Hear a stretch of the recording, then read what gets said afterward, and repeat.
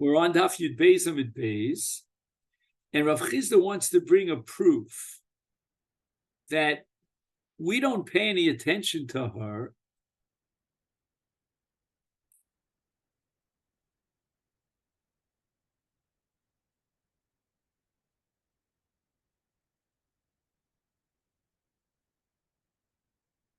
and Rav Chisda said, Lav kol kaminich di asra la abasra. You have no, the mother of the Rishon has no nemanus or reliability to set up a Ashes Ish status to the Rishon and therefore prohibit her to the Sheni. And he brings a raya of Chisda. Lav hainu the Yehudis the base of the Rab Chia. Yehudis was the wife of Rab Chia, the Avilei Tzar lady. She was giving birth to twins. And she wanted to just end her relationship with her husband, Rabbi Chia. It was just too much for her. Amrle, so she tells Rabbi Chia, Amrli Em, my mother told me the following story. Kibel bech avuch kiddushe ki zutrat. When you were a young girl, your father married you off. And therefore, Rabbi Chia could not marry her. She's an Ashes Ish. Amallah, so Rabbi Chia says, Lav kol kaminech de imech di asrali love it. There's no authority or credibility to your mother to generate an Isur that I cannot be married to you. We need Edus in order to Asur and Ishal Baila. Frek the Gemara, Mai. Amrele Rabbanu Rav Chisda, Mai. Why do you paskin that the Kiddushin Rishon does not have a Shava Pruta, and therefore it's not Tofis? And she is married to the Sheni, Ha'ika Sadi. There's a kol, a rumor going around that there are Eden Be'idus in a far-out place called Idus, Diyadi Dahu Yoma Habi Be'Shava Pruta, who can substantiate with their Edus what the mother of the Rishon was saying, claiming that at the time that the Evan, that the light blue heaven was given by the Rishon, at that moment in time it was worth a pruta. And we have a kol, we have a rumor going around circulating that there are Edom to testify to that effect. So Rav Chisda answers, Hashtamil, lo lisnu l'kamon. And this brings us to a great big sugya about whether we're choshesh for a kol that there are Edom somewhere else. And Rav Chisda says, no, the halacha is we need the Edom in front of us. If they're not here, then we don't take into consideration the rumor that maybe there are Edom that are going to come later on. Because Lav Hainu de Rab Chanina, isn't this the principle and the ruling of Rab Chanina? The Rab Chanina, in that situation where a woman comes forward and she says, Nishbeisi Utorani, I was taken into captive by Goyim, but lo nivalti. There was a rumor going around that there are Edom somewhere out there, Medinas Hayam, who know that she was a Shvuya. So again, if we have no Edus that she's a Shvuya, she has what's called a Pesha Asa Pesha Hita, and therefore she's believed to say Nishbeisi Utorali. But if we have Edom testifying that she was a Shvuya, then the Rabbana made a takana that a Shvuya is assumed to be a Ba'ula, B'yada Nochri, and she's Psula. So what did Rab Chia do? He didn't care about this rumor that there are Edom out there, Medinas Hayam, that will testify that she's a Shvuya. Eider b'tzad astam v'teyoser. The Edom are on the other side of the universe, and therefore she's Asura. We don't have these Edom. Therefore, she's believed to say Shalom Nivel Nachri. Because right now there are no Edei Shvuya. So we're not going to aser her to marry a Kohen based on a chash that maybe the Edom are going to come later on. And says Rav Chisda the same thing here. We're not going to ask her because maybe there are Edom that'll come and we hear such a rumor that they'll testify to the Evan Shekidsha bar Rishon was actually valued at a prut at that moment in time. So that's the shita of Rav Chizda and Rabbi Chanina. However, Abai v'Rav Rav Chizda, they rejected the ruling of Rav Chizda. They hold that if there's a rumor going out that there are Eidim who know about this Evan that was given by the Rishon that it was a Shava Prut on the day of the Kiddushin, then we cannot be matir to the Sheni. We can't completely invalidate the first Kiddush. We have to be choshesh that maybe, as the mother of the Rishon testified it, and as the Kol insisted to aid him to that effect, that it was really worth a Shava Prut at the time of the Kiddushin. In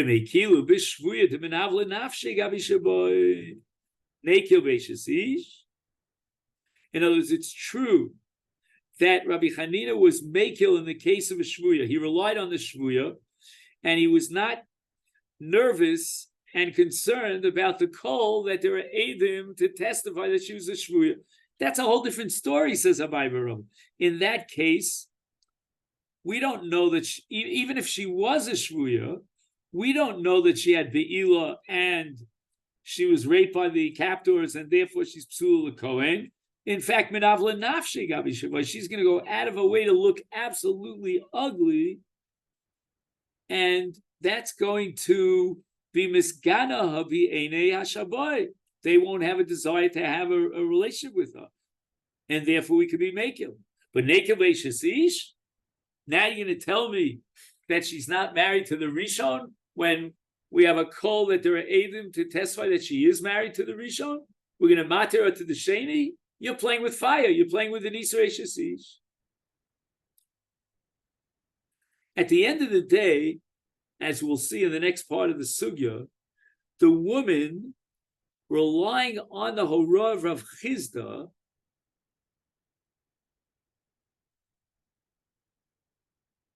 because Rav Chizda told her that she's allowed to marry the Sheni, because there are no Eidim that testify and validate the first Kiddushin. She marries someone based on that Horah of Rav Nachman. She has children from the second husband. Ishtoy me'ahish mishpacha b'sura. In a place called Sura, she had children. Uparshu Rabbana minei. And the Rabbana would not want to marry those children. In other words, they were choshesh for mamzeros. So the Gemara in the Havmina thinks, Lav mishum desrile l'shmuel. Maybe they thought that even if the Evan that was delivered by the Rishon was not worth a pruta here, but maybe it was worth a pruta elsewhere in Madai. Says the Gemara, no, that's not why they were poresh from these children, and they considered them as chash mamzerus, but rather mishum desrile kabai v'rava, that there's a kol, and we have to be very concerned about the kol. The kol says that there are two Eidim somewhere on the face of the earth that can testify that this Evan was worth a shav pruta at the time of the Kiddushin.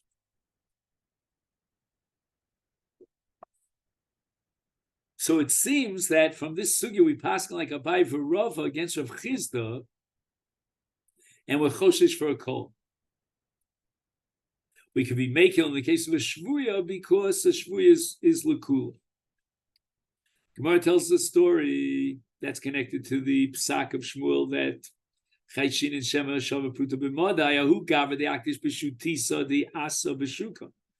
A man went out to the shuk and he married a woman with a bad of a hadas. It wasn't worth a pruta.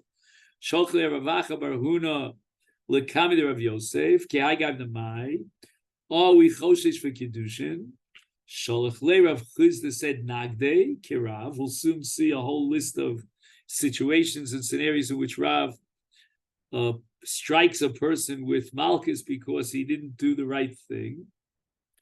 And it's derech pritzus to be mekadosh an isha in the middle of the city in the out there in the shuk. But atzrich gita kishmuel. Nevertheless, even though this was a ma'aser pritzus, but maybe this hadas is worth a pruta out there in Madai, and therefore we're going to require a get.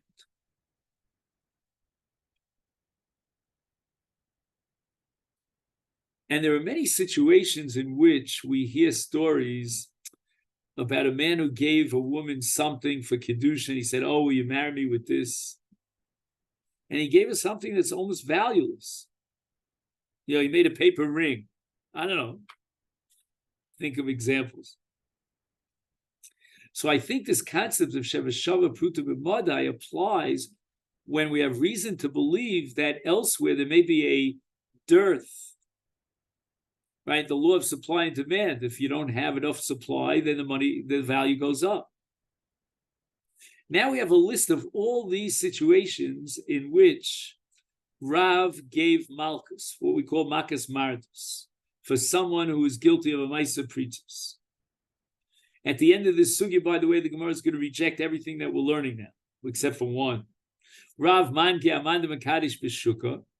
Rav gave Malchus Mardus for someone who, even if he gave kesef or shtar to a woman to marry her in the middle of the city, Al de Makadish B'Bia, a man who used Bia as his method of Kedusha, Al Makadish B'Lo Shiduche, if there was no agreement between the tzaddim as to who would pay what and what dowry she'd have, etc., etc. The Al Kol Mevatel Gita, a man sends a shliach to bring a get to his wife, and then he has a second thought, and he decides to be Mevatel the shliach. And now it could be that the shliach doesn't know that the Baal was Mevatel, and he delivered the get to the woman, and she unknowingly, naively went ahead and she got married to someone else. The al-Mosar Modah, al-Demosar Modah Begita. A man who declares in front of two Eidim that the get he's about to deliver to his wife, he's giving it under duress because of onus. And he really doesn't want to divorce his wife. That's called Mesiris Modah. And we have a case where Bezdin forces him to divorce his wife because there are grounds for divorce. And he wants to be Mavatal the get by making a Modah.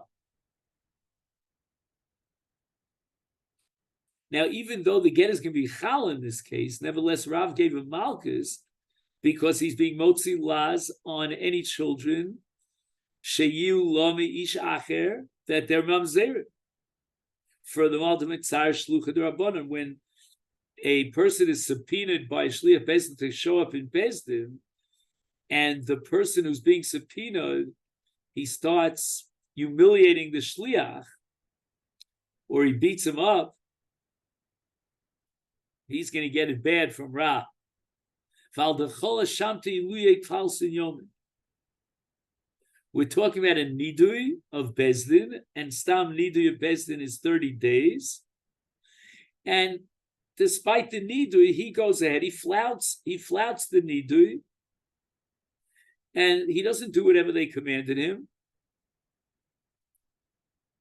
And v'chein al chasna d'dairi beichamur, and a son-in-law who lives in the house of his mother-in-law. And this is based on the fact that a mother-in-law loves her son-in-law, and we're afraid that maybe they'll have some sort of relationship. The Gemara asks a question on the last case. Did Dair in only, why does he give Malchus? Only because he lives in the house of his mother-in-law? What would be Chalif if he visits his mother-in-law a lot, excessively, but he doesn't live there? Lo, he doesn't get Malchus? There was a Maisa story of a Chassan that used to constantly show up at the house of his mother-in-law, V'nagdei Rav Sheshes. And Rav Sheshes gave him Malchus. And the Gemara answers, Hahu, in that case, the Chassan was already suspect. Meidam havidaima chamse mineh. The mother-in-law was already chashuda. She was nechshida b'pritzus with her son-in-law. And that's why Rav Sheshes gave Malchus, because he kept showing up at his mother-in-law's house. But as a general rule, we're not going to say that a chassan who, visits his mother-in-law frequently is going to get Malchus. So again, we had this whole long list of all cases that Rav gave Malchus. Nardoi Amri the Chachamim in Nardoi said Bekulu Loman give Rav. Rav did not give Malchus in any of those cases, Ella only in one case. In what case? Alamakadish b'bia v'lo sheducha. if they didn't make a shidduchim together, and then he went ahead and he was mekadesh b'bia, that's called pritzes.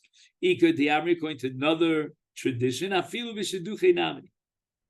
Even if there were shidduchim, but instead of giving kesef and shtar as a method of kiddushin, he went ahead and he did bia. That's called pritzusa, and Rabbah gave him alms. Another story. Who gave the kaddish b'tzifsa the asa? A man gave a woman a machzeles that was made of hadassah, and she didn't say anything. But after the kiddushin, Amr Le, she says to those who are standing around, "V'ales beishava pruta."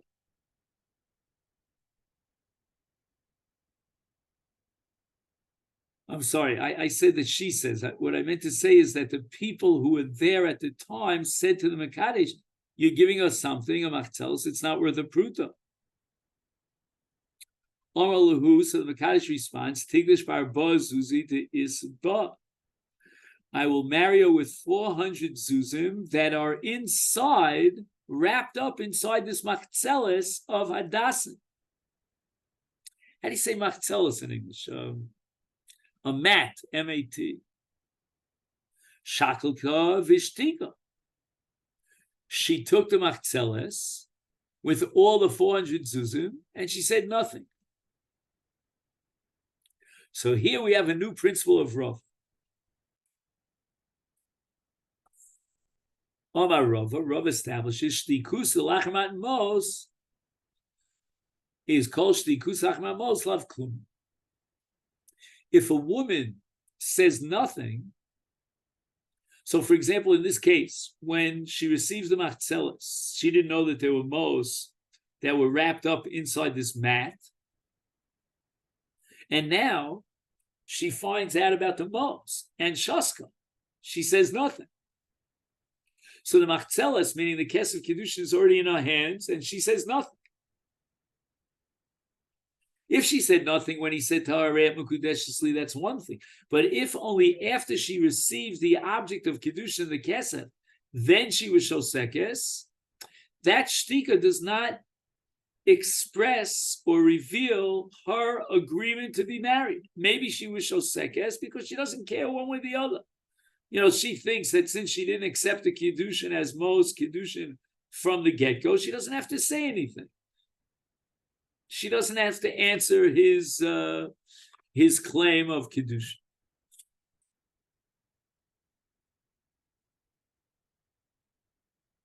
So that's a sheet of Ravish Tikusa Liachamat Mos Lav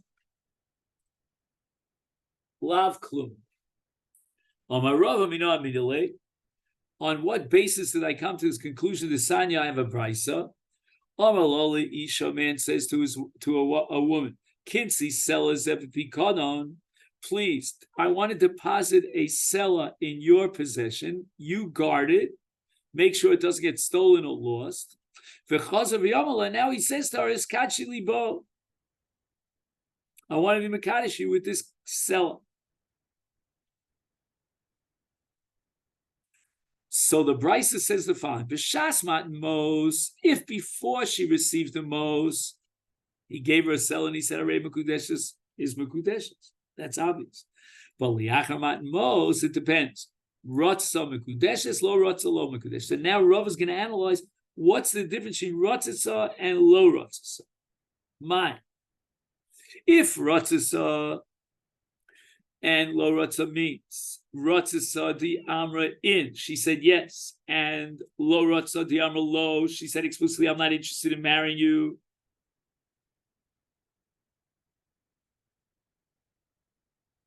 Is then Michlal de Reisha, we have to assume that in the Reisha, when he said his Kachi Libo,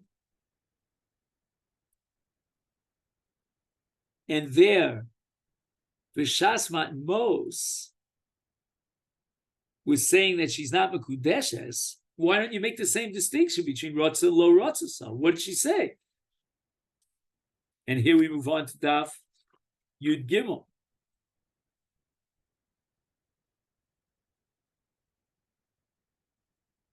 Is Ki Amra Lo Nami Lavi Kiddushin.